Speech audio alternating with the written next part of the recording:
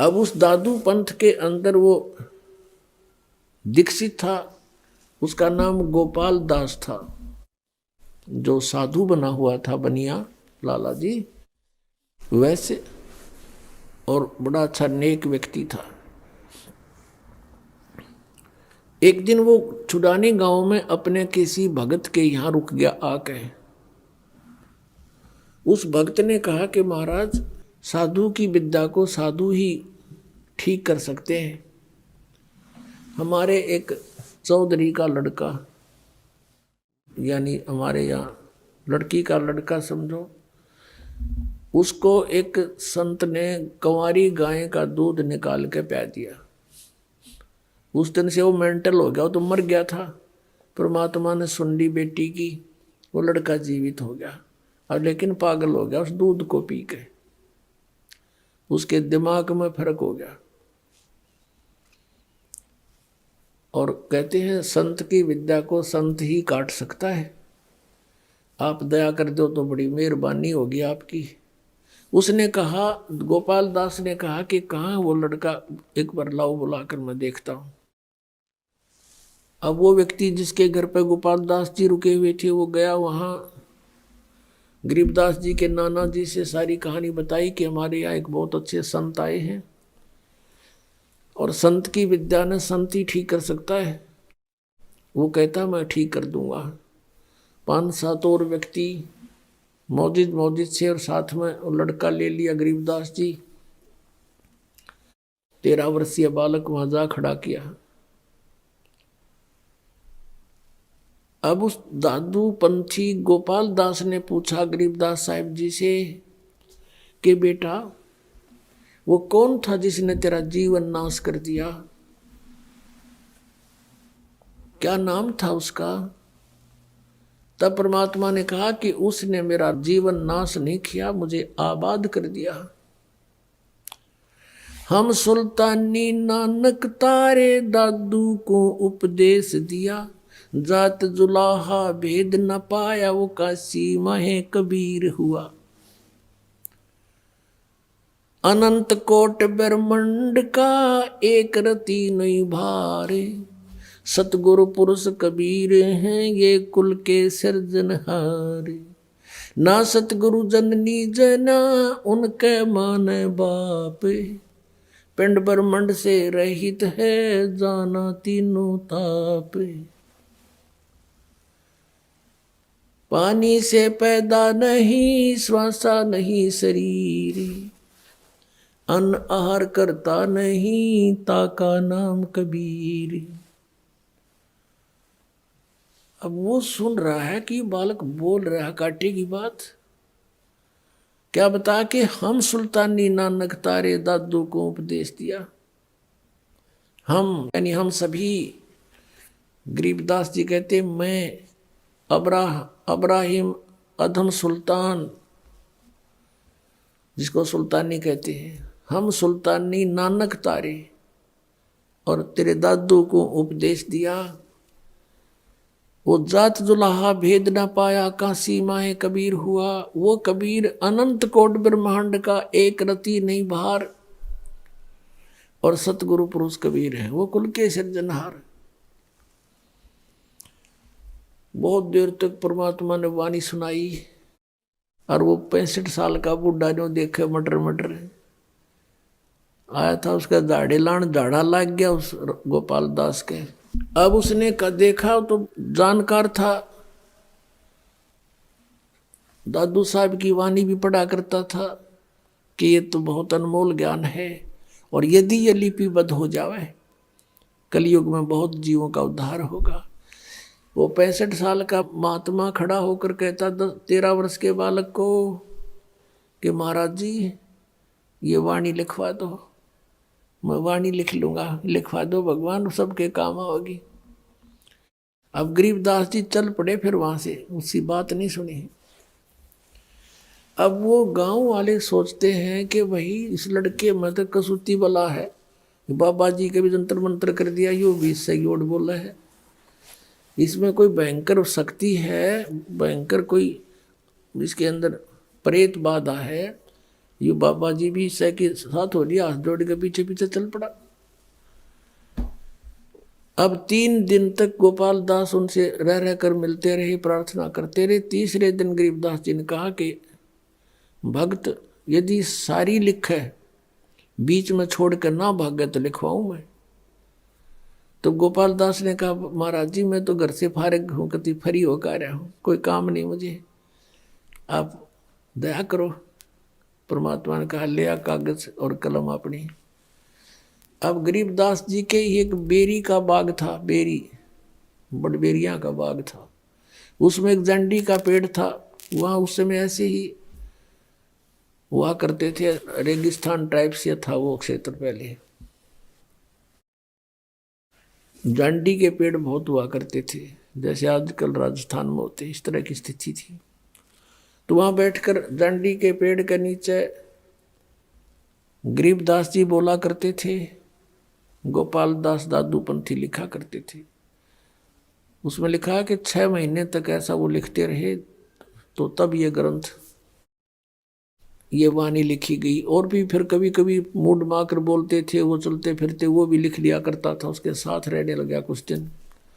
तो फिर वही बोला हुआ आंखों देखा हाल ऊपर का जो गरीबदास जी ने परमात्मा के साथ जाकर देखा था, वो आंखों देखा अपनी इस अमृत वाणी में लिखा है।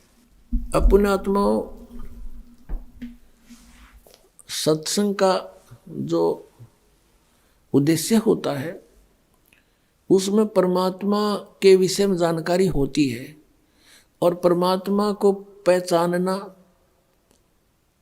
कि कौन है परमात्मा और कैसा है भगवान और कैसे मिलता है, वो कहाँ रहता है, ये 4 वस्तु क्लियर होनी चाहिए तो सत्संग है। नहीं तो भगवान की प्रभुता के गुण, महिमा के गुण कितने गा लो, जब तक भगवान मिले नहीं तो उनकी महिमा करते रहने से हमें लाभ क्या होगा। जैसे बिजली के गुणों का ज्ञान है, बिजली पंखा चलाती है, बल्ब जगाती है, बड़ी बड़ी फैक्ट्रियों को चलाती है, और नीचे से जल निकाल देती है, आटा पीस देती है, पशुओं का चारा काट देती है, कट कट कट करके। तो ये तो गुण है, इनको गाते रहो, बजाते रहो, ढोल पीट के गाने लग जाओ, अख्तारी बनाकर गाने लग जाओ। जब तक बिजली का कनेक्शन नहीं मिलेगा, जिन गुणों का ज्ञान दिया जाता था वो गुण प्राप्त, लाभ प्राप्त हो नहीं सकते। वो गुण जो हम गाते हैं बिजली में, वो जो के तो विद्यमान है, पर वो प्राप्त कैसे होंगे, कनेक्शन लेना पड़ेगा उसका। इसी प्रकार परमात्मा की महिमा के कितने ही शब्द गा लो, वाणी बोल लो, उनको गढ़वे बेंजू बांध के सारंगी सुरंगी पे वहाँ गा लो, परमात्मा ये कर देता है, परमात्मा ये कर देता है, भगवान ऐसा सुखदाई है, भगवान ऐसा सुखदाई है। वो तो है ही, अच्छी बात है, उसके गुणों का परिचय होना चाहिए, लेकिन यही करते रहे और कनेक्शन ना मिला, भगवान मिला नहीं तो व्हाट इज यूज। इसका लाभ के गाने और बजाने और सत्संग करने का, यूजलेस। तो सत्संग के अंदर ये कंसेप्ट क्लियर होना चाहिए कि वक्ता के बताना चाहे है और क्या प्रमाण है उसका। अपनी अपनी कह गई इस दुनिया की माँ, बिन साहिब की बंदगी कहीं ठोर ठिकाना ना। अपनी अपनी सब डफली पीट रहे हैं, और यहाँ तक सिद्धांत बना दिया कि संत जो कहते हैं वो सारी सच्ची, संत जो कहते हैं वो सच्ची है, लेकिन असंत जो कहते हैं वो सब झूठ होती है। संत और असंत का कहाँ से पता लगेगा।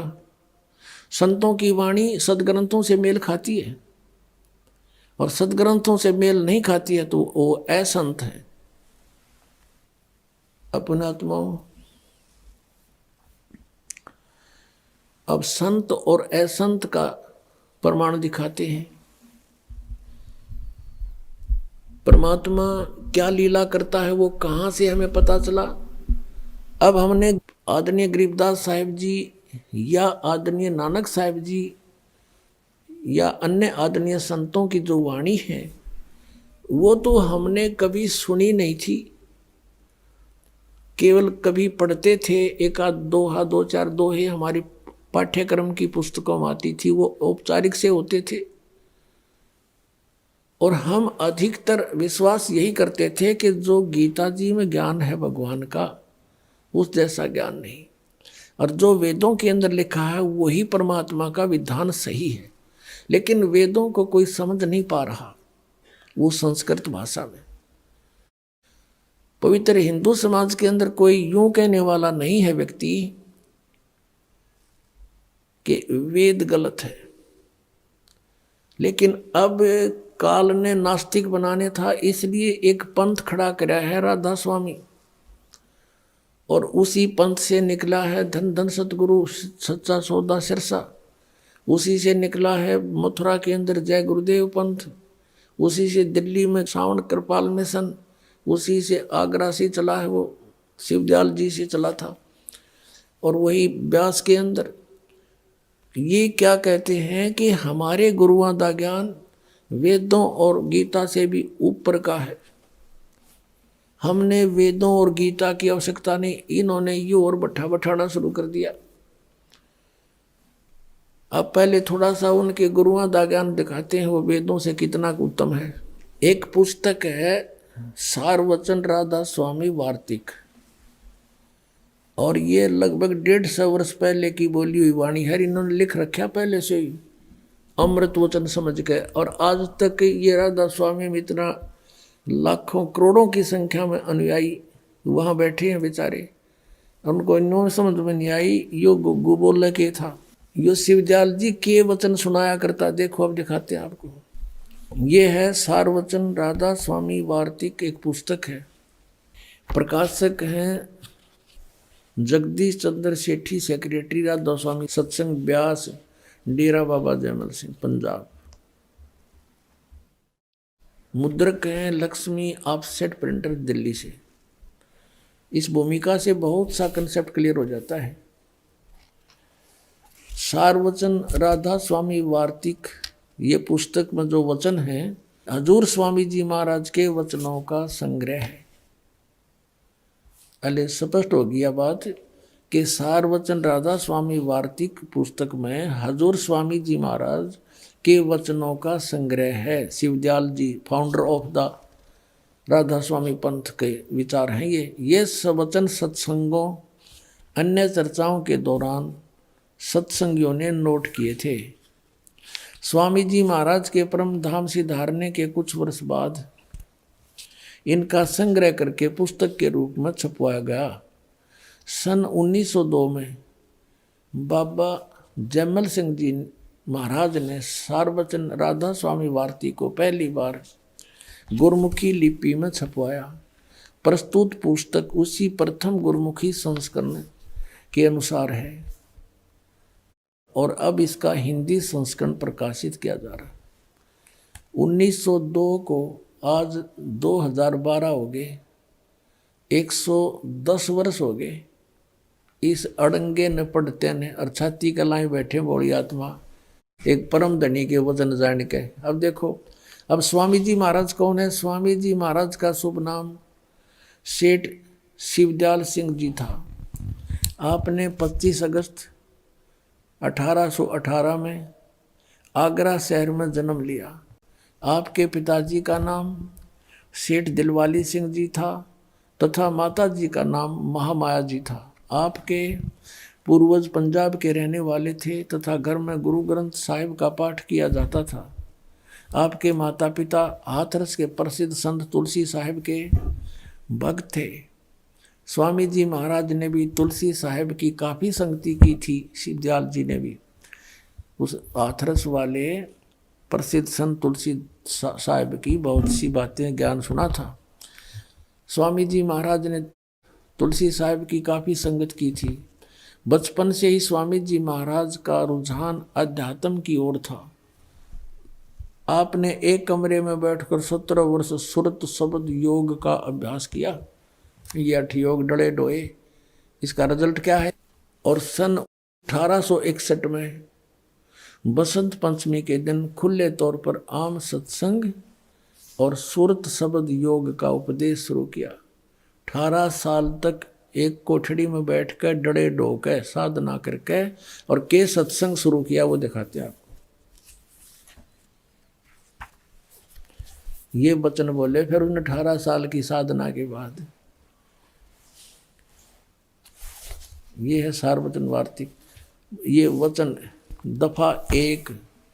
अब दफा 1 में हम यहाँ पर डांगे। ये शिवदयाल जी के अमृत वचन आपको सुना रहे हैं, राधा स्वामी पंथ के प्रवर्तक के। सिर्फ काम इतना है कि इंसान यानी मनुष्य अपनी सूरत यानी रूह को उसके खजाने और निकास यानी मुकाम सतनाम और राधा स्वामी में पहुंचावे आगे लिखा है। अब मुकाम स्थान, मुकाम माने स्थान, यहाँ सतनाम को मुकाम कहा है, राधा स्वामी को भी मुकाम यानी स्थान कहा है। पहुंचावे 14 पृष्ठ पे। अब नीचे देखो तीसरा वचन शिवदयाल जी का। जितने आचार्य और महात्मा और अवतार और पैगंबर हर एक मजहब में हुए, वे सब अपने अभ्यास के जोर से अंतर में तरफ मुकाम स्थान असली के चले और सिर्फ संत मंजिल 5वीं मंजिल माने 5वीं मंजिल यानी सतनाम पर। अब मंजिल का अर्थ क्या हो गया, ये देखो इन्हीं के शब्दों में। मंजिल माने स्थान। अब यहाँ संत सिर्फ मंजिल 5वीं मंजिल यानी 5वें स्थान सतनाम पर, और कोई बिरले संत मंजिल 8वीं यानी राधा स्वामी पद तक पहुँचे। यहाँ दोनों सतनाम और राधा स्वामी स्थान सिद्ध हो गए, स्थान मंजिल। अब यहाँ 15 पर देखना, वचन नंबर 4 में तक कमाल कर दिया, रिकॉर्ड तोड़ दिया। सारवचन वार्तिक भाग 1 है ये। अब चौथे वचन देखिए उनका। अब समझना चाहिए राधा स्वामी पद सबसे ऊंचा मुकाम है, स्थान है, और यही नाम कुल मालिक और सच्चे साहिब और सच्चे खुदा का है। इस मुकाम से यानी राधा स्वामी स्थान से, इस मुकाम से 2 स्थान नीचे सतनाम का मुकाम है। और इनके देखियो रे, और तेरा गजब भैया।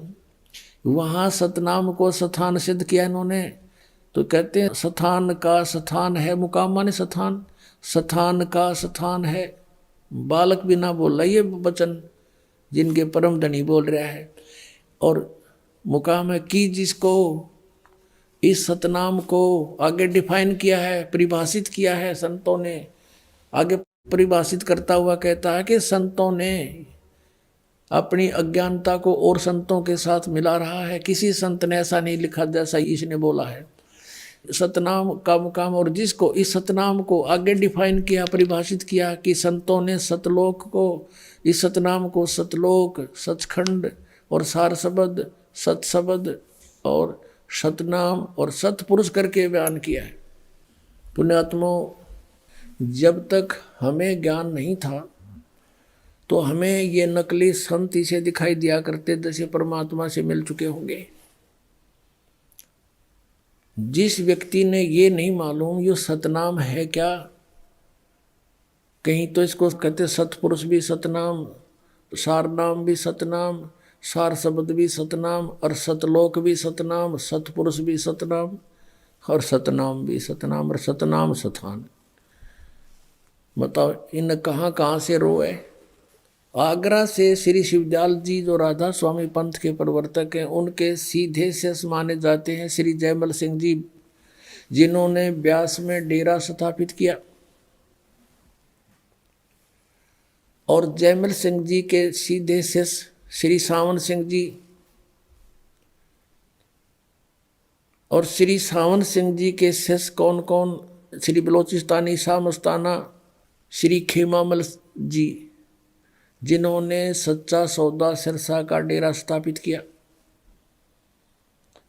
यानी सच्चा सौदा सिरसा और जगमालवाड़ी, ब्यास डेरा, आगरा वाला, और आगरा से ही निकला है जय गुरुदेव पंथ मथुरा वाला, आगरा से निकला है भिवानी में दिनोद वाला, ताराचंद वाला। ये सभी श्री शिवदयाल जी के विचारों का ही एक प्रवाह है। यही विचार सबके अंदर विद्यमान है। अब श्री सावन सिंह जी में क्या ज्ञान था। श्री सावन सिंह जी का शिष्य था बलोचिस्तानी शाह मस्ताना, तो वो ज्ञान उनके पास भी वही है। और सावन सिंह जी के शिष्य थे कृपाल सिंह जी, जिन्होंने दिल्ली में छतरपुर में एक नारा अलग से अपनी मनमुखी वहाँ साथ कर दिया डेरा चालू। और उस कृपाल सिंह का ही एक शिष्य ठाकुर सिंह जी अपने आप मनमुखी लग गया, अलग से करोड़ों लाखों जीवन वो बर्बाद कर गया। काल ने ये सारे दूत भेज दिए कि बट्ठा बैठा दे पुण्यात्माओं का, ये भक्ति के योग रहे नहीं और की सुने नहीं, इनको परम धनी मान के इनके चिपक रहे हैं। अब पता चलेगा किसी परम धनी थे, फिर आप बुद्धिमान समाज है, आंखों देखेगा प्रमाणों को, आप भाग आओगे वहां से छोड़कर। कबीर साहब कहते हैं जब ज्ञान हो जा और पता लग जा हम कहाँ जा रहे हैं, ऐसे जीवन व्यर्थ कर रहे हैं गंदे लोग के अंदर और गलत साधना कर रहे हैं गलत गुरुओं के पास बैठकर, उसमें इस प्रकार फड़क के भाग लेना चाहिए, वहां से उतर जाना चाहिए। उस जैसे क्या बताते हैं कबीर, डूबे थे पर उबरे, गुरु के ज्ञान चमक और बेड़ा देखा जर्जरा, उतर चले फड़क। जैसे कहते हैं हम उस गलत गुरुओं के ऊपर आश्रित होकर के ऐसे थे जैसे लोक वेद से ज्ञान सुनकर जो साधना कर रहे थे वो तो डूबन वाली थी, जैसे नौका जा रही हो दरिया से पार करने के लिए और उसमें पानी भरने लगा हो, देखा हो या टूटी फूटी है, और साथ में दूसरी नौका अच्छी आकर खड़ी हो जाए और वो कहे कि देखो तुम डूबोगे,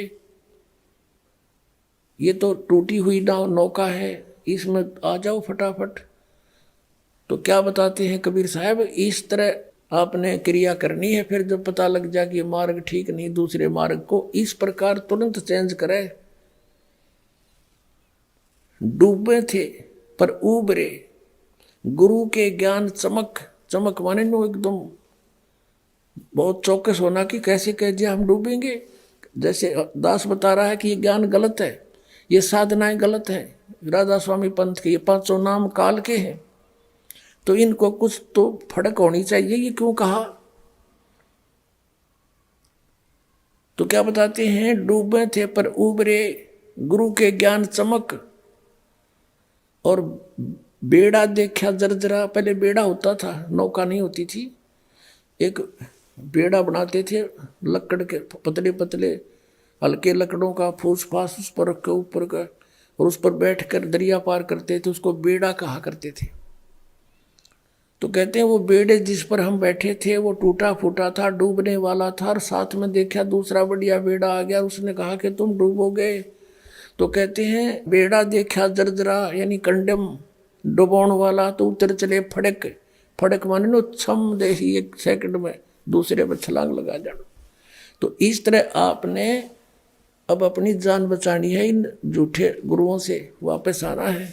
अब जिनको सतनाम का पता नहीं और वो परम धनी, उनको परम धनी के सतनाम 2 अक्षर का है, एक ओम और दूसरा तत् सांकेतिक, दास बताओगा वो है सतनाम, उस 2 अक्षर के नाम से पार होगा। और इन्होंने स्वयं ही लिखा है, श्री सावन सिंह जी ने संत मत भाग प्रकाश 4 में 261 पृष्ठ पे के गुरु ग्रंथ साहिब गुरु नानक देव जी की वाणी का हवाला लिया है कि सोई गुरु पूरा कहावे जो 2 अक्षर का भेद बतावे, जे तू पढ़ा पंडित बिन 2 अक्षर 2 ही नावा, प्रणवत नानक जे कर सत समावा। अब सुनाएंगे आपको, अब पहले ये दिखाते हैं सतनाम क्लियर करते, ये कहाँ तक बेड़ा गर्क हो रहा है सतनाम के ऊपर इनका। देखिएगा, संत मत प्रकाश भाग 3 श्री सावन सिंह जी के प्रवचनों का संग्रह है। ये है श्री सावन सिंह जी का स्वरूप, श्री हजूर महाराज सावन सिंह जी के सत्संगों का संग्रह। अब देखना, ये सारे एक कुएं की बांग पी रहे थे।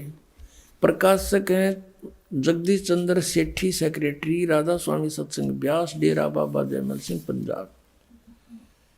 और ये गोपसेंस पेपर लिमिटेड यहाँ से छपा है, मुद्रक यहाँ के।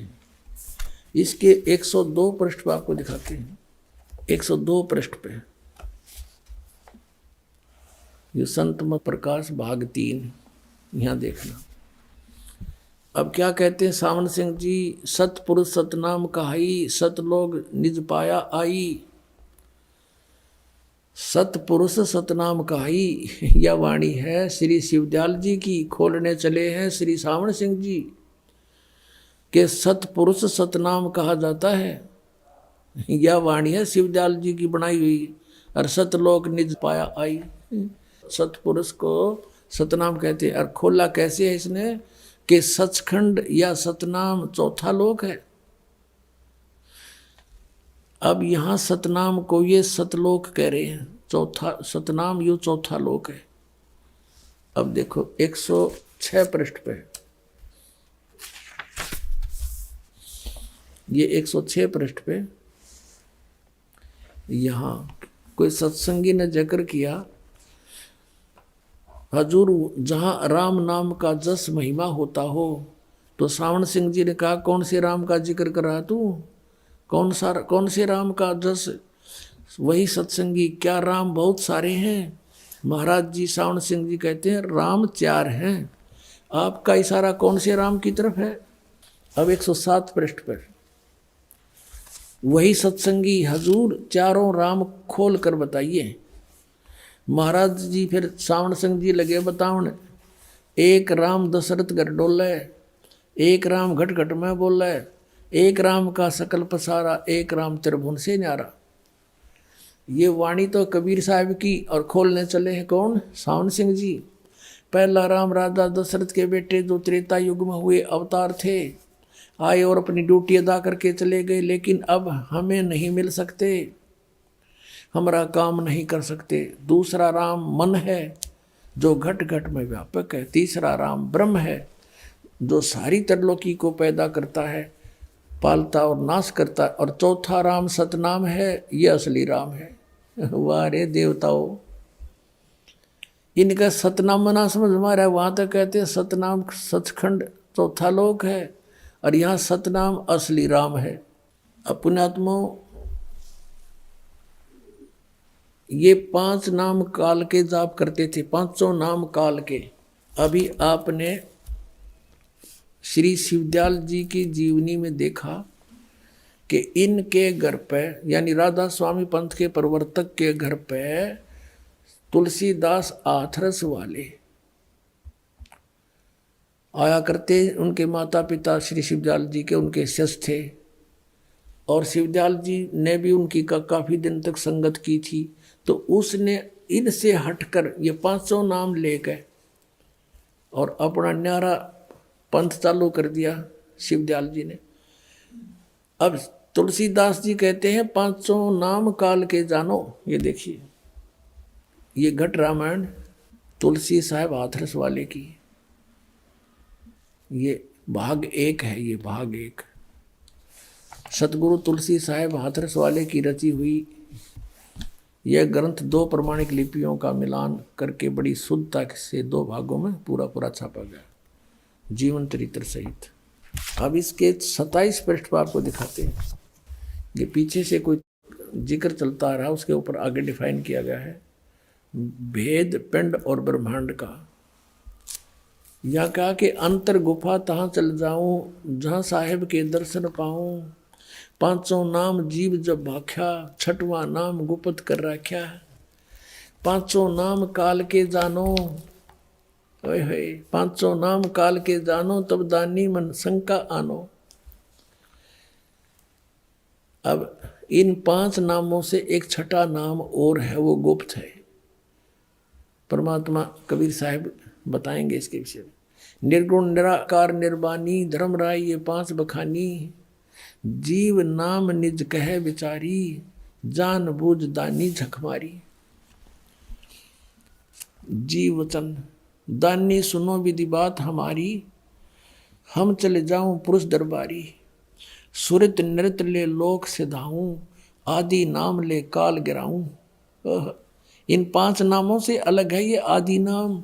और सत नाम ले जीव उबारी, अस चल जाऊं पुरुष दरबारी। पुरुष माने सतपुरुष के दरबार में ऐसे जाऊंगा, सतनाम ले जीव उबारी। ये सतनाम 2 अक्षर का है। और आदि नाम इससे अलग है, ये सार नाम है। इस सतनाम के 2 अक्षर का और ये 1 अक्षर का, ये तीनों मिलकर 3 होते ओम तत्, तो ये सतनाम है। और सत्यो आदि नाम यानी सार नाम। अब तुलसी साहेब हाथरस वाले तो कहते हैं 500 नाम काल के हैं, इनसे अलग है मोक्ष का मंत्र है सतनाम, वो 2 अक्षर का है। और आदि नाम भी तीसरा है, वो सार नाम है। इनसे 3 नामों से मोक्ष होगा। और वो इनके पास है नहीं, राधा स्वामी वालों के पास, जय गुरुदेव वालों के पास, मथुरा वालों के पास और धन धन सतगुरु वालों के पास। धन धन सतगुरु सच्चा सौदा सिरसा वालों ने थोड़ी चतुरता दिखा दी। उन्होंने, किसी ने टोक दिया कि तुम 500 नाम काल के जाप कर रहे हो, उन्होंने तुरंत बदल लिए नाम के, नाम बना लिए सतपुरुष अकाल मूर्त शब्द स्वरूपी राम। बता, ये फूटे भाग हमारे ऐसे मिल गए तारण हारे। अब सतपुरुष कहो, सत अकाल मूर्त कहो, शब्द स्वरूपी राम कहो, ये एक ही उस परमेश्वर की महिमात्मक शब्द है। सतपुरुष जो सत्य कभी समाप्त नहीं होता, अविनाशी प्रभु। अकाल मूर्त जिस साकार परमात्मा की कभी कभी नाश ना हो, कभी उसका काल नहीं आवे, अकाल मूर्त यानी अविनाशी परमात्मा। शब्द स्वरूपी राम परमात्मा शब्द रूप में है, यानी वो शब्द अविनाशी है, कभी नाश नहीं होता, तो इसका शब्द स्वरूपी राम का भी अविनाशी राम। यानी जैसे जल पानी नीर, जल पानी नीर कहता रहे, जल कह लो चाहे पानी कह लो चाहे नीर, एक का शब्द बतेरा।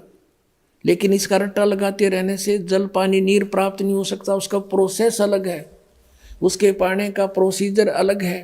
हैंड पंप के लिए बोकी मारनी पड़ती है, लगाने के लिए ज़मीन खोदनी पड़ती है पाइप से, और धीरे धीरे खोदते रहते हैं, मिट्टी बाहर डालते रहते हैं। ये है सतनाम का काम, 2 अक्षर के का। श्वासु श्वास से जपना इसको, और फिर ऊपर हैंड पंप लगाया जाएगा, वो सार नाम है। और तब वो शब्द स्वरूपी राम यानी जल प्राप्त होगा। जल पानी नीर, जल पानी नीर कहने से नहीं मिलेगा। अकाल पूर्ण शब्द स्वरूपी राम सतपुरुष कहने से वो सतलोक नहीं मिल सकता, परमात्मा सतपुरुष प्राप्ति नहीं हो सकती। ये है वो साधन, 2 अक्षर का नाम। नानक साहिब जी ने यही जाप किया, आदरणीय नानक साहिब जी ने यही जाप किया, आदरणीय गरीबदास साहिब जी ने यही जाप किया, 2 अक्षर का नाम सतनाम। और सभी संतों ने इसी के जाप का अपनी वाणी में प्रमाण दिया है। अब देखो सचखंड की एक सड़क दिखाता हूँ आपको, ये सिद्ध करने के लिए कि एक कुएं का पानी है इन सब के पास। ये सचखंड की सड़क, पहला भाग, दासन दास हजूर महाराज सतनाम सिंह जी, डेरा सच्चा सौदा सिरसा हरियाणा। प्रकाशक है इंद्र सेन प्रबंधक, डेरा सच्चा सौदा सिरसा हरियाणा भारत। मुद्रक है इंद्र सेन प्रबंधक, परमार्थ उपदेश प्रिंटिंग प्रेस, डेरा सच्चा सौदा, सतनाम सिंह जी मार्ग सिरसा हरियाणा। इसके 226 पृष्ठ पर देखना, एक कुएं का पानी साफ दिखाई देगा। सचखंड की सड़क है, नाम तो ऐसा है जैसे आदमी कटका मर जाए इसका ऊपर। अकेले भाई बस इसका ऊपर चढ़ ढार गया सीधा। ये देखिए 226 पृष्ठ। यहाँ पर ये है वो इनके परम धनी की वाणी, अलख नामी आया रे देश छोड़ के, रे छोड़ के मैं आया रे तेरे लिए प्यारे देश छोड़ के। और यहाँ इसका अनुवाद किया है सतनाम सिंह जी ने, श्री बलोचिस्तानी सामस्ताना के शिष्य सतनाम सिंह जी ने। त्रिलोकी यानी त्रिलोकी कौन बता, स्थूल सूक्ष्म और कारण, यह इनकी त्रिलोकी है। अरे थरा गजब, यस कुछ तो शर्माना चाहिए, ऐसा सीधा लोक लिखा है इसमें, इतनी तो विचार करना चाहिए थी। ये बात चल रही है लोक की, बताऊँ ये स्थूल एक शरीर के बारे में। त्रिलोकी स्थूल सूक्ष्म और कारण तक की सारी रचना काल ने की है। संतों का देश सचखंड या सतलोक है। अब देखो इब सतलोक ने अगर डिफाइन करेंगे ये सतलोक ने, और वही सतपुरुष या आदि पुरुष का स्थान है। वह अजर अमर अविनाशी और सदा एक रस है। सतलोक के ऊपर ये बता रहे, सतलोक की डिफाइन कर रहे हैं आगे। वहाँ चैतन्यता ही चैतन्यता है, प्रकाश ही प्रकाश है। नीचे पिंड तक की कुल रचना का आदि और अंत वही है। और उसी को, किसको, इस सचखंड को, सतलोक को सतनाम, सत शब्द और सार शब्द कह के कहा जाता है। इन्हें थोड़ी सी चतुराई कर दी ना, यहाँ फिर पकड़े गए। सतनाम भी सतलोक को, और सत शब्द भी सतलोक को, और सार शब्द भी सतलोक को। और फिर यहाँ लिखा है 227 पृष्ठ पे, जब हम दो से मालिक के अंदर समाकर एक रूप हो गए थे तो हमारा चित्त इस जल तेज बल भट्ट से मैं आने को नहीं मानता था। अब यहाँ कहते उसमें जाकर हम समा गए, दो थे और फिर उसमें जाकर हम एक हो गए। वही ज्यों की तो थ्योरी समझ लेना इन सब की। अपनात्माओं, जो दास ने आपको कथा सुनाई कि परमात्मा पूर्ण ब्रह्म सतपुरुष सतलोक से चलकर आए और आदरणीय गरीबदास साहिब जी को गांव छुड़ानी जिला झज्जर में मिले, उनको ऊपर लेकर गए, सचखंड में सब कुछ दिखाया, तो अपने उस दृढ़ भगत ने आकर के फिर उनकी आंखों देखी वाणी को ढोल के डंके पर कह कह के सुनाया। और जो आज वाणी वो हमारे साथ है, हमारे पास उपलब्ध है। तो ऐसी लीला परमात्मा किया करता है। ये कहाँ प्रमाण है? हमारे वेदों में प्रमाण है।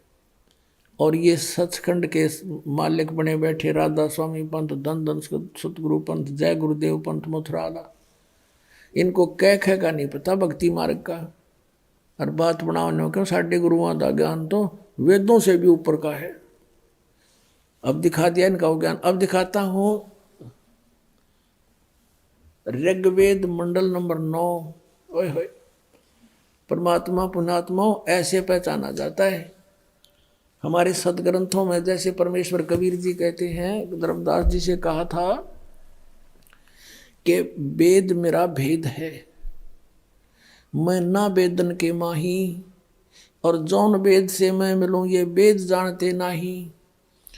मेरी महिमा का गुणगान चारों वेद करते हैं, लेकिन उन वेदों में मुझे पाने का तरीका नहीं है।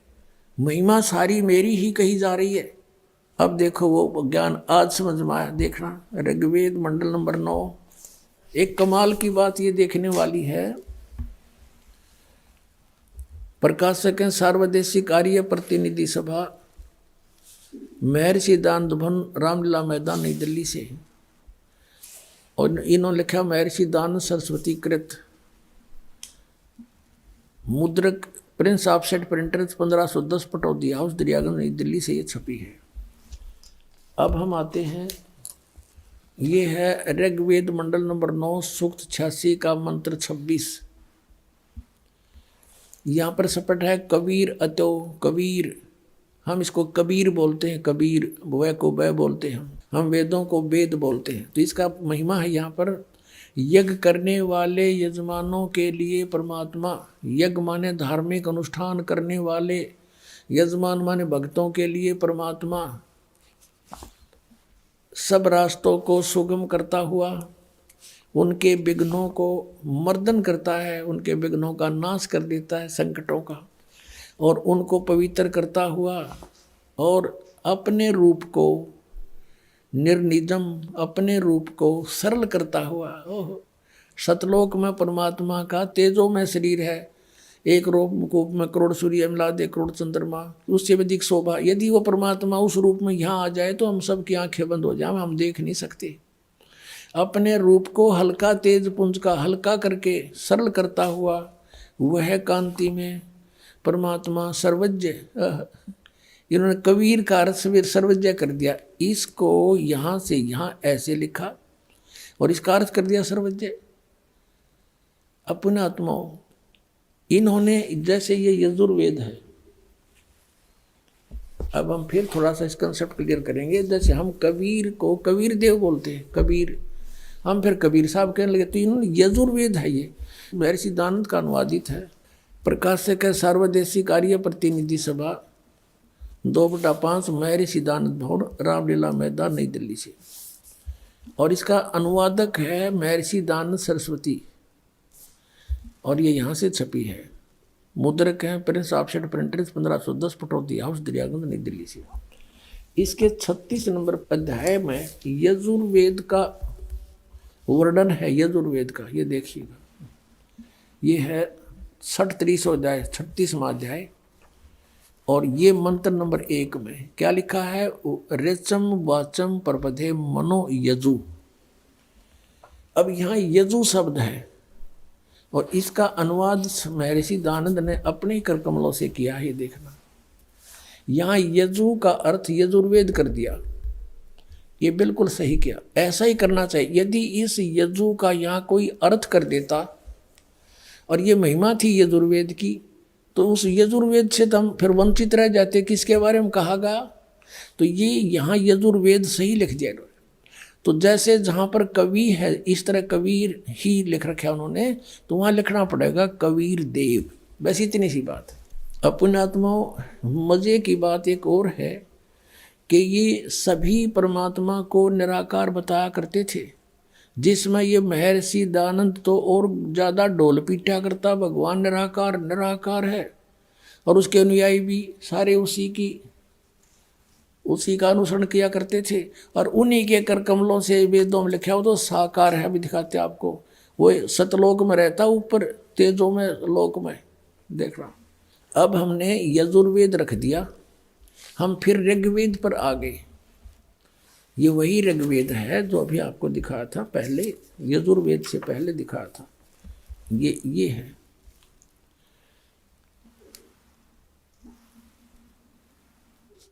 अब हम इसके ऋग्वेद मंडल नंबर 9 सूक्त 86 का मंत्र 26 पढ़ रहे हैं। हम फिर यहाँ से पढ़ेंगे। यज्ञ करने वाले यजमानों के लिए, धार्मिक साधना करने वाले भक्तों के लिए परमात्मा सब रास्तों को सुगम करता हुआ उनके विघ्नों का मर्दन करता है, उनके संकटों का नाश करता है, उनको पवित्र करता हुआ और अपने रूप को सरल करता हुआ, हल्का तेज पुंज का करता हुआ, वह कांति में परमात्मा कबीर देव, यहाँ लिखना था कबीर देव। वो हम उसको कबीर देव माने परमात्मा, कबीर साहब कहने लगे, कबीर हम कबीर बोलने लगे, वह को वह बोलते हम। वो कबीर देव विद्युत के समान, यानी बहुत तेजी से अत्यंत तीव्र गति से पहुंचूंगा छनेक में जन अपने के हेत, विद्युत के समान क्रीड़ा करता हुआ वर्णीय पुरुष को प्राप्त होता है। यह वर्णीय माने श्रेष्ठ पुरुष को। अब 27 में देखना, कमाल कर दिया। क्या लिखा कि जो परमात्मा ध्रुवलोक के तीसरे पृष्ठ पर विराजमान है, वहाँ रहता है सतलोक में, वहाँ बैठा है भगवान। अब और दिखाते हैं आपको। ऋग्वेद मंडल नंबर 9 सूक्त 82 का मंत्र 1 दिखाते हैं, कितना स्पष्ट है इसमें। ओहो, जो सर्वोत्पादक प्रभु प्रकाश रूप सद्गुणों की वृष्टि करने वाला, पापों के हरण करने वाला है, वह है राजा के समान। राजा के, अब जैसे 269 पे आपने पढ़ा, अब 270 पे राजा के समान दर्शनीय है, देखण जोगा साकार है। वह पृथ्वी आदि लोक लोकांतरों के चारों ओर शब्दमान हो रहा है। वह वर्णीय पुरुष को, श्रेष्ठ पुरुष को जो दृढ़ भक्त है, उसको पवित्र करता हुआ प्राप्त होता है, उनको मिलता है। जिस प्रकार विद्युत स्नेह वाले स्थानों को आधार बनाकर प्राप्त होता है। अब जैसे बिजली गिरती है कांसी धातु पर अमूमन गिरा करती है, तो ऐसे कहते हैं वो उन्हीं जिन पर उनका अट्रैक्शन होता है बिजली के गिरने का, इसी प्रकार परमात्मा ऐसी प्यारी आत्माओं को मिलता है जिनके प्रति उस परमात्मा का आकर्षण होता है। यहाँ लिखा है कि वो वर्णीय पुरुष को जो दृढ़ भक्त होता है उसको पवित्र करता हुआ प्राप्त होता है।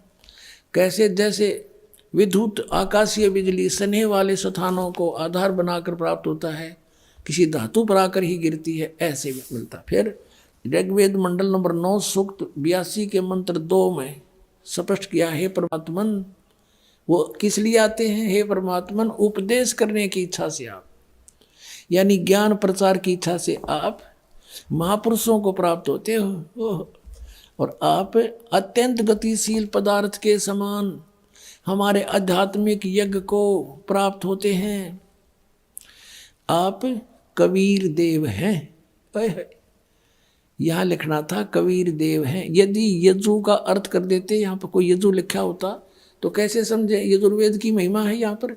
ये कबीर देव हैं, शुद्ध स्वरूप हैं, हमारे पापों को दूर करके हे अमर परमात्मा आप हमको सुख दें। अपनात्मा who is God? Kabir is God.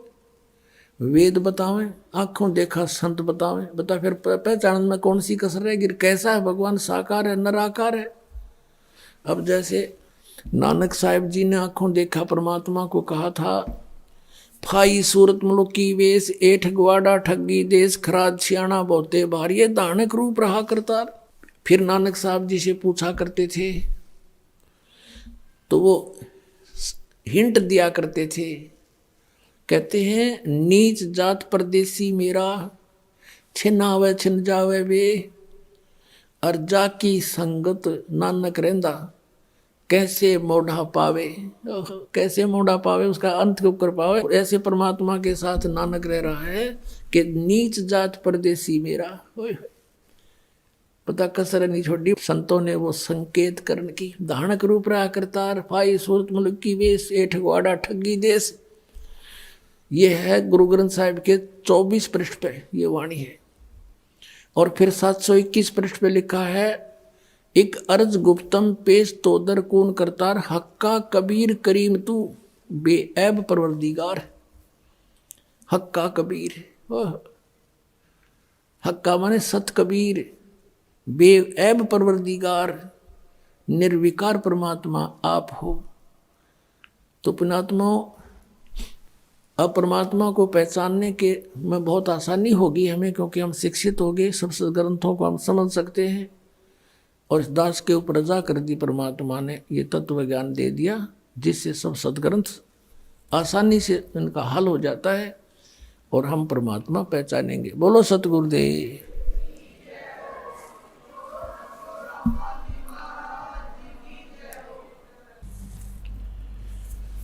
परम पिता परमात्मा पूर्ण ब्रह्म सर्व सृष्टि रचनहार कबीर देव, कबीर साहेब, कबीर परमेश्वर जी, ये हमारे अपने जनक हैं। ये वो परमात्मा है जिसके विषय में महिमा सुनाई जाती थी, तुमेव माता च पिता तुमेव, तुमेव बंधु च सखा तुमेव, तुमेव विद्या च द्रवणम तुमेव, तुमेव सर्व मम देव देव। ये उपमा हम पहले अन्य भगवानों पर लगाया करते थे, जैसे श्री विष्णु जी, श्री रामचंद्र जी उन्हीं के अवतार, श्री कृष्ण जी उन्हीं के अवतार, और श्री शिव जी पर। इसमें एक अंतिम पंक्ति में तुमेव सर्व मम देव देव, इसमें स्पष्ट किया है कि हे सब देवों के देव, सब प्रभुओं के प्रभु, सब स्वामियों के स्वामी आप ही हैं। तो ये उपमा केवल उसी के लिए है जो सब देवों का देव है, कुल का मालिक है, जो सर्वशक्तिमान समर्थ है। वो केवल कबीर साहब है, सत्य पुरुष है, परम अक्षर ब्रह्म है, असंग ब्रह्मांड का स्वामी। वही सर्व उत्पादक प्रभु है, सबकी उत्पत्ति करता वही है।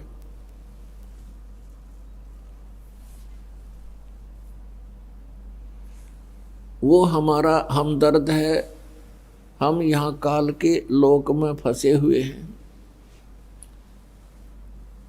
पुण्यात्माओं, जिसमें आपको आध्यात्मिक ये तत्व ज्ञान पूर्ण रूप से समझ में आवेगा,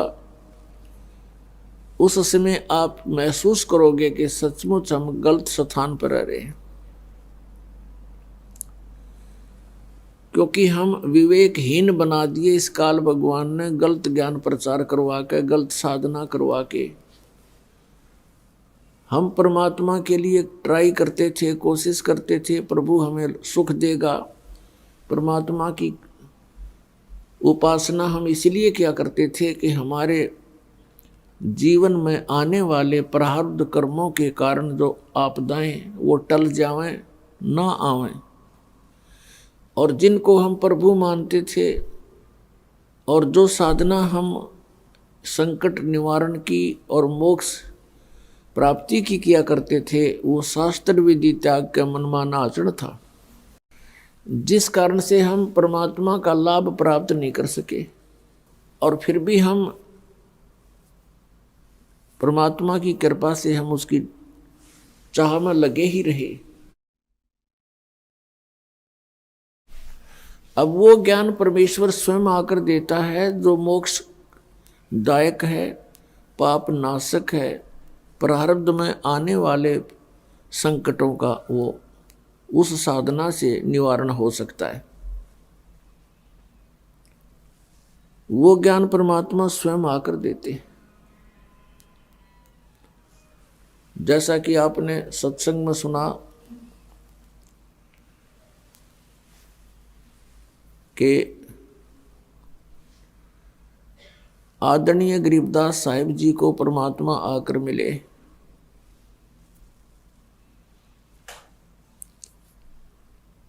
और ये विधान है परमात्मा का, वो ऐसी लीला किया करता है। अब ये जो सत्संग 5-7 दिवसीय सत्संग समारोह चल रहा है, ये उसी शुभ दिन के उपलक्ष्य में है कि जिस दिन परमात्मा अपने विधान अनुसार आदरणीय गरीबदास साहिब जी को आकर मिले, प्राप्त हुए गांव छुड़ानी, जिला झज्जर, हरियाणा में।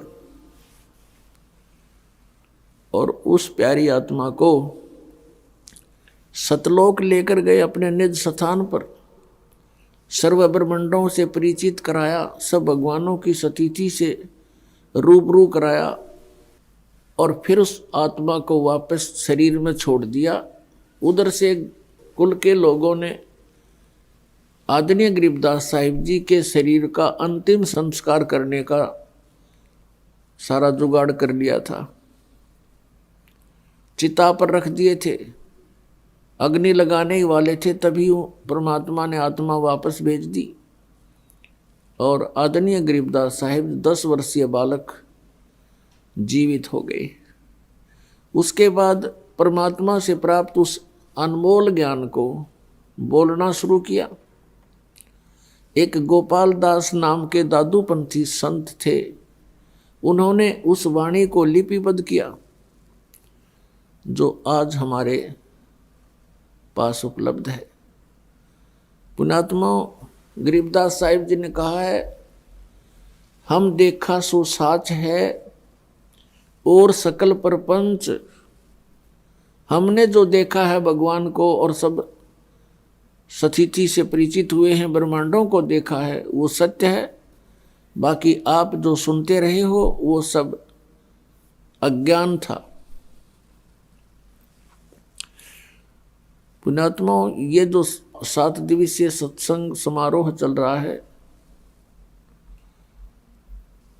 ये उस शुभ दिन के उपलक्ष्य में है कि उस दिन फाल्गुन सुदी द्वादशी, फागण उतरते की द्वास अपनी देसी भाषा में, और सन 1727 का वो शुभ दिन परमात्मा आए। हमारे लिए ये अमृत ज्ञान, ये तत्व ज्ञान आदरणीय गरीबदास साहिब जी के अंतःकरण में फीड करके उसको वापस छोड़ दिया। और वो ज्ञान आज हमें उपलब्ध है, जिसके आधार से हम सब सदग्रंथों को आसानी से पहचान रहे हैं, परमात्मा को पहचान रहे हैं। अब वो अमृतवाणी है, जैसे गीता जी अध्याय नंबर 4 के श्लोक नंबर 32 में कहा कि अर्जुन, आध्यात्मिक अनुष्ठानों की, धार्मिक अनुष्ठानों की अर्थात यज्ञों की जानकारी विस्तार के साथ ब्रह्मण मुखे यानी सच्चिदानंद घन ब्रह्म की वाणी में विस्तार के साथ कहे गए हैं। और उस ज्ञान वह तत्व ज्ञान है, और उसको जानने के बाद फिर कर्म बंधन से तू सर्वथा मुक्त हो जाएगा। चौथे अध्याय के 34वें श्लोक में गीता जी में कहा कि अर्जुन, उस तत्व ज्ञान को तू तत्वदर्शी संतों के पास जाकर समझ। उनको दंडवत प्रणाम करने से, कपट छोड़कर प्रसन्न करने से वो तत्वदर्शी संत तुझे उस तत्व ज्ञान का उपदेश करेंगे। अब क्या बताते हैं गरीबदास साहिब जी ने परमात्मा से प्राप्त ज्ञान को किस प्रकार बोला है। न्योल नाद सुभान गति, लड़े भुवंग हमेश, जड़ी जान जगदीश है, विष नहीं व्याप शेष। गरीब हंस गवन करते नहीं, मान सरोवर छाड़े, कौवा उड़ उड़ जात है, ये खाते मांसाहार। हंस दशा तो साध है, सरोवर है सत्संग, मुक्ता हलबाणी चुगे, चढ़त नवेला रंग। दर्श परस नहीं अंतरा, रूमी वस्त्र बीच, पारस लोहा एक डग, ये पलटे नहीं अबीच। चार मुक्ति बैकुंठ बट, सप्तपुरी सैलान, आगे धाम कबीर का, हंस न पावे जान। गरीब मौन रहे मन नाल है, मौन रहे मग नाल है, ये मार्ग बंकी बाट। सोन शिखर गढ़ सोरंग है, कर सतगुरु से साट। पल से ती पल ना मिले, भों लगे नहीं भों, बिच तकिया महबूब का, परमेश्वर की सो। काशी काया मनमग हर दोहों के मध्य कबीर, काशी तज मगहर गया, पाया नहीं शरीर।